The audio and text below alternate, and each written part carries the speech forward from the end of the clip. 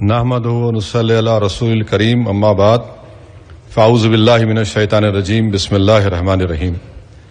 میں اسد الدین اویسی جسے لوک سبھا کا رکن منتخب کیا گیا ہے، اللہ کے نام سے حلف اٹھاتا ہوں کہ میں بھارت کی آئین پر جو قانون کے موجب طے پایا ہے اعتقاد رکھوں گا، اس کا وفادار رہوں گا۔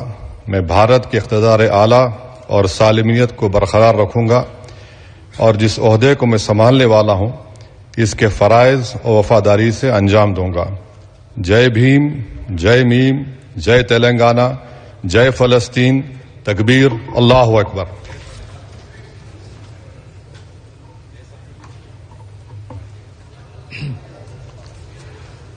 श्री कोंडा विश्वेश्वर रेड्डी।